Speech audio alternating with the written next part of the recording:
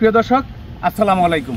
এই মুহূর্তে আমরা আছি বিজয়নগর উপজেলার পাহাড়পুর ইউনিয়নের অলিপুর গ্রামে, যেখানে আসলে লিচুর স্বর্গরাজ্য বলে পরিচিত এই পাহাড়পুর ইউনিয়ন।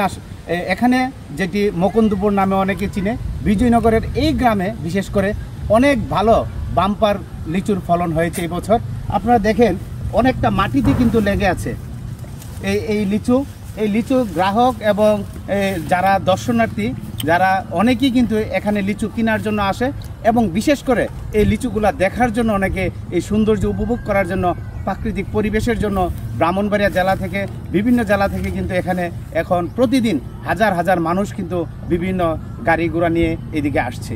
আপনারা জানেন এই লিচু বাগানের যারা পরিচর্যা করে, আমি আজকের এই লিচু বাগানের মালিক যিনি আমাদের বন্ধু নাজমুল, তার সাথে কথা বলবো। এই লিচুটা আর এখন কি শুরু হয়েছে, আর কতদিন থাকবে এই লিচুটা, আমি এইটুকু জানতে চাই। শরীফ ভাই, আসলে এই লিচুটা আর এক সপ্তাহ থাকতে পারে, এক সপ্তাহ। প্রিয় দর্শক, আপনারা শুনেছেন লিচুর ফসলটা কিন্তু আসলে খুব বেশি দিন থাকে না। এই গাছের লিচুটা যখন পেকে যায় তাহলে এক সপ্তাহ বা 10 দিনের ভিতরে এটা শেষ হয়ে যায়। এখন একেবারে বুম্বের যে লিচুটা সেটা শুরু হয়ে গেছে, আর মাত্র সর্বোচ্চ এক সপ্তাহ বা 10 দিন থাকতে পারে। কিন্তু এখনই মূল সিজনটা শুরু হয়েছে। এখন আপনারা যারা লিচু প্রেমী আছেন, আপনারা বিজয়নগরে এসে এই লিচুর বাগানগুলো ঘুরে দেখতে পারেন, যেতে পারেন এবং সঙ্গেও নিয়ে যেতে পারেন। তারা বাগানে বসেই এই লিচুগুলো আপনারা কিনতে পারেন, এবং আপনাদেরকে কিন্তু বাগানের মালিকরা কিন্তু ফ্রিতে অনেক সময় লিচু খাওয়ার জন্য কিন্তু আপ্যায়নের ব্যবস্থাও করে। সেজন্য আজকের মতো আমি আপনাদেরকে আরও কিছু লিচুর গাছ দেখাবো, দেখিয়ে আপনাদের কাছ থেকে বিদায় নিব।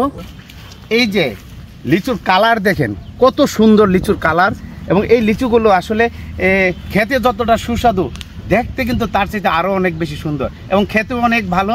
আপনারা জানেন যে এবারে লিচু কিন্তু বাম্পার ফলন হয়েছে। এই লিচু দেখলেই কিন্তু বোঝা যায় লিচুটা আসলে অনেকটা সুস্বাদু লিচু।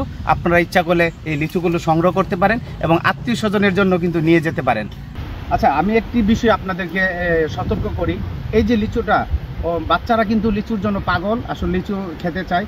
আপনার বাচ্চাদেরকে পুরো লিচুটা একেবারে মুখের ভিতর প্রবেশ করানোর জন্য দিবেন না, কারণ আপনারা জানেন যে এই লিচুটার সবটা যদি মুখের ভিতরে চলে যায় তাহলে বাচ্চারা গলায় আটকে যায়, অনেক সময় ভিতরে চলে যায়, এটা একটু পিছল জাতীয়।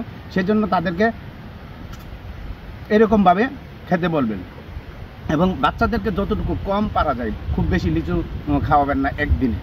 এই জিনিসগুলো আসলে একটু সতর্ক বিষয়, আপনারা এই সতর্ক রাখবেন। বিশেষ করে বাচ্চাদের ক্ষেত্রে লিচু হাতি দিয়ে দিবেন না, দিলে অনেক সময় গলায় আটকে কিন্তু অনেক দুর্ঘটনা ঘটেছে, অনেক শিশু কিন্তু মারা গিয়েছে, সেটিও আপনারা খেয়াল রাখবেন। এটুকু বলে আমি আজকের মতো বিদায় নিচ্ছি। আসসালামু আলাইকুম।